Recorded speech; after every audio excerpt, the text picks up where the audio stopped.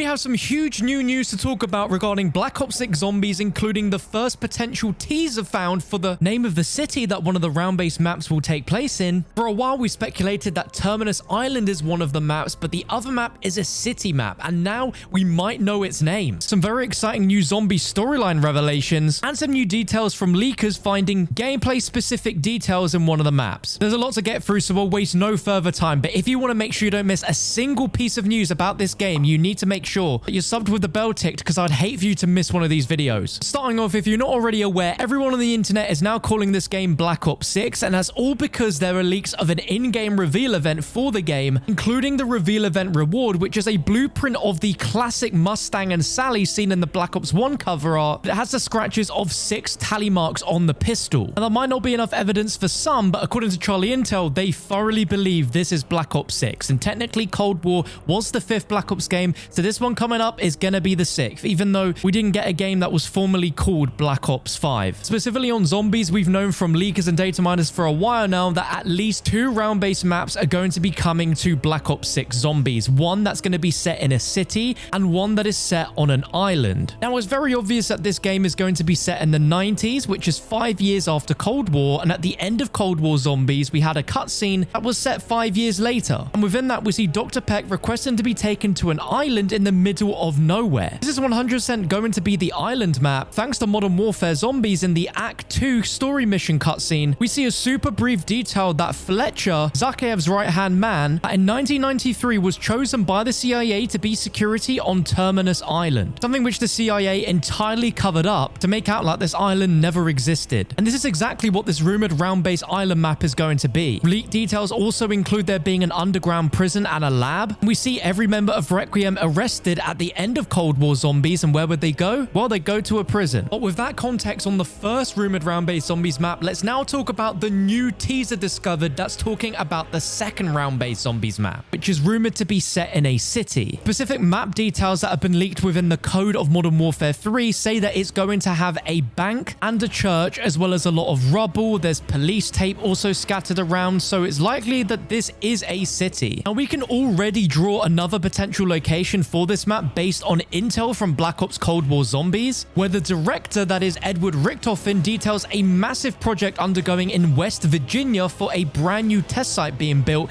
hidden from the public domain, that is covered up, where a supposed nuclear power plant had experienced a failure and was leaking, and all the citizens in the town had to be evacuated. This is essentially a massive secret operation that Richtofen is undertaking for a purpose we don't quite know yet, but it is situated in West Virginia, which lines up perfectly with the first official teaser that we've just gotten about this Zombies map, as we just got a direct teaser and reference to this Zombies map in a brand new just added radio in Modern Warfare Zombies Season 3, where one of the Deadbolt characters, Miller, talks to Ravenov about the place she grew up in West Virginia and a massacre that happened there, and hints to the town's name as well. She begins the sentence by saying the first word being liberty before being cut off. Now, it's been leaked on Twitter by user @AlanTheThird90 that within the game strings that Season 4 and Season 5 will have Part 1 and Part 2 of a new radio set from Miller describing this round-based Zombies map in detail, including the full name. But when we say the full name, we mean the full name of the fictional city that this Zombies map is going to take place in,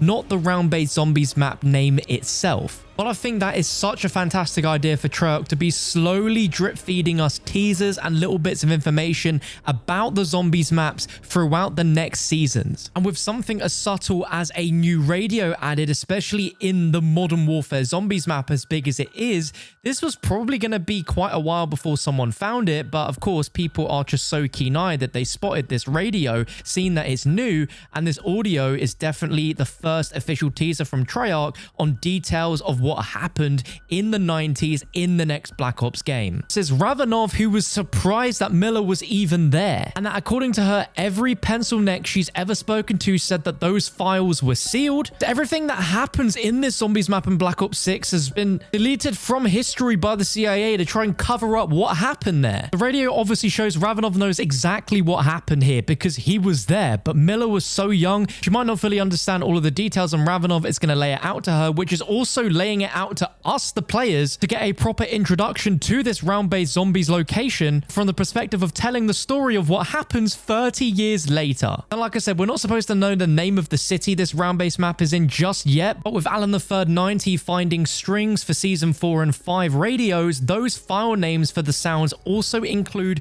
the full name of the city itself. So we now know that it's not just called Liberty something. The full name for the city is out there, but for the sake of spoilers, we're going to refrain from mentioning the full name just so that it's a little bit of a surprise for all of you, as I would like to have kept it a surprise myself, but it doesn't really matter in the grand scheme of things because it's not the name of the zombies map itself, just the city it's based in. But I can at least give you my initial thoughts on what the vibe could be based on the full name of the city. It sounds like they could lean into that small town Alan Wake Twin Peaks vibe with the sounds of this. A lot of us have assumed that this could also potentially be a transit style of map with the fact that it's taken place in a town just like what we saw with Transit, and there's different sections of the map including what we know already being a bank as well as a church, which sounds a lot like Transit. The most compelling thing of all is that within the list of weapons currently within the game, in zombies we have the ray gun and then the jet gun, which is the wonder weapon from Transit. And I cannot see a reality where Treyarch are going to add a wonder weapon that is codenamed jet gun, just like the jet gun from the original Transit, and it not be that wonder weapon from Transit. The more we discuss this city map, the more it genuinely sounds like Treyarch could be doing a Transit remake of sorts, where it could be a spiritual successor to Transit, as this is taking place in a different universe to Transit, but could be similar to how we saw Nakda and Toten within D Machine. But with the name of the city, it just sounds like a vibe in TV shows like Twin Peaks, as well as other gaming towns like Bright Falls from Alan Wake, that just have this very mysterious vibe, where we have these supernatural elements, where there is just this air of gloom and mystery and slight detective fiction going on. And that, in my opinion, would fit perfectly into Call of Duty Zombies, where we're in like a bit of a Twilight Zone. And I think that just would be so